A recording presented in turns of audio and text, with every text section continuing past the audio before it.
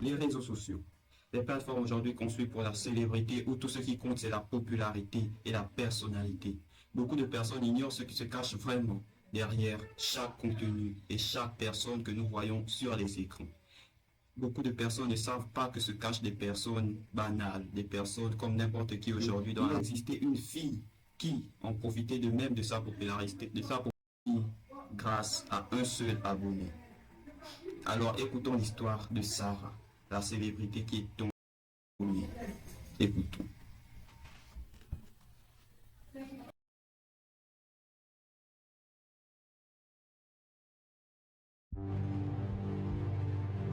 La lueur de l'écran, l'attrait des likes, les réseaux sociaux, un colisée numérique où nous, les gladiateurs, luttons pour une gloire éphémère. Nous façonnons nos personnages en ligne, des masques soigneusement conçus pour cacher notre véritable identité. Nous aspirons à la validation, mesurant notre valeur en nombre d'abonnés et de partages. Mais attention, ce chant des sirènes numériques peut mener à des profondeurs périlleuses. À l'ère du numérique, l'anonymat est notre bouclier et notre arme. Nous jugeons et sommes jugés, souvent par des yeux invisibles. Nous oublions que derrière chaque profil, un cœur humain bat, sont devenus des dizaines de milliers, puis des centaines de milliers. Chaque jour, Tout cela n'était que la partie heureuse de l'histoire de Sarah. Tout allait bien, tout cela bascula le jour où Sarah reçut la notification d'un nouvel abonné. Un abonné très étrange, très différent de tous les autres. opportunité. Si elle pourrait continuer à maintenir ce rythme effréné, sans perdre de vue ce qui l'avait poussé à commencer son voyage. Au début, ce n'était qu'un scintillement du coin de l'œil numérique. Un nouvel abonné, nom inconnu, photo de profil vierge. Une anomalie dans la mer de visages souriants et de noms d'utilisateurs astucieux. Sarah, d'abord indifférente, a écarté cela comme un autre fantôme d'Internet. Mais le fantôme persistait. Un observateur silencieux, toujours présent, toujours aux aguets. Sur chaque publication, un nouveau like de l'inconnu. Un frisson a parcouru l'échine de Sarah. Ce n'était pas un abonné ordinaire, c'était différent. Murmure dans le vide. La présence de l'abonné s'intensifie. La présence du fantôme est devenue de plus en plus envahissante. Des commentaires, vierges de tout texte, sont apparus sous les publications de Sarah.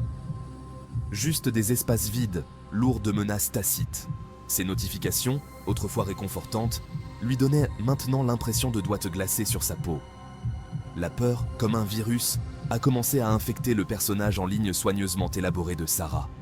Ces publications, autrefois vibrantes et insouciantes, se sont teintées d'anxiété. Le monde numérique, autrefois source de joie, était devenu un terrain de chasse. Prisonnière de la chambre d'écho, le désespoir de Sarah. Dans une pièce faiblement éclairée, Sarah se trouvait seule, tapant frénétiquement sur son ordinateur portable. Son visage était marqué par la peur et le désespoir. Désespérée d'échapper au regard du fantôme, Sarah a tout essayé. Elle passait des heures à taper, à effacer, à recommencer, entourée de papiers froissés, chaque tentative étant un échec. Elle a changé de nom d'utilisateur, rendu ses profils privés et même envisagé de supprimer ses comptes. Ses mains tremblaient alors qu'elle modifiait ses paramètres, espérant que cela suffirait. Elle a même envisagé d'abandonner complètement sa vie en ligne. Mais chaque fois qu'elle pensait avoir trouvé une solution, le fantôme réapparaissait, plus menaçant que jamais. Mais l'abonné avait toujours une longueur d'avance.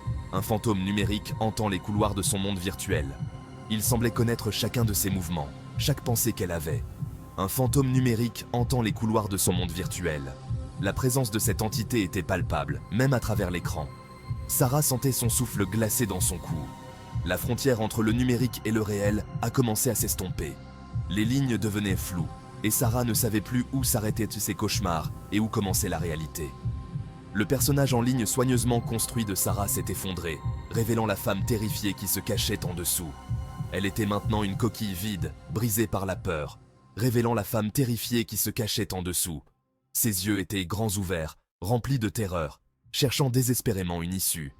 Le fantôme avait pris racine dans son esprit, se nourrissant de sa peur.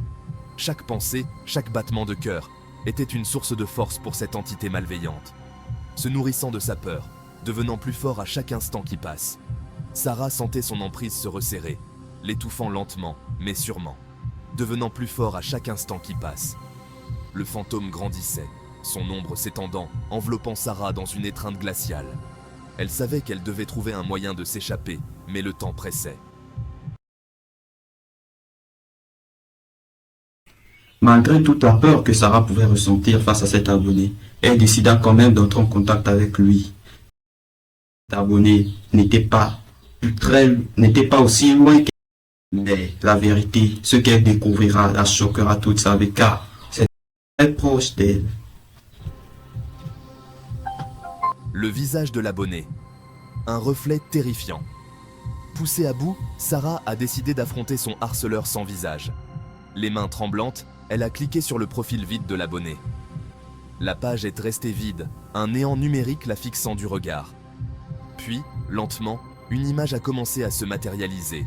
C'était la sienne. L'horrible vérité a frappé Sarah comme un coup physique. L'abonné fantôme, la source de sa terreur, n'était pas une entité extérieure. C'était elle. Ou plutôt, c'était le côté obscur de son personnage en ligne, le reflet monstrueux de sa propre vanité et de son besoin de validation. La vie numérique après la mort.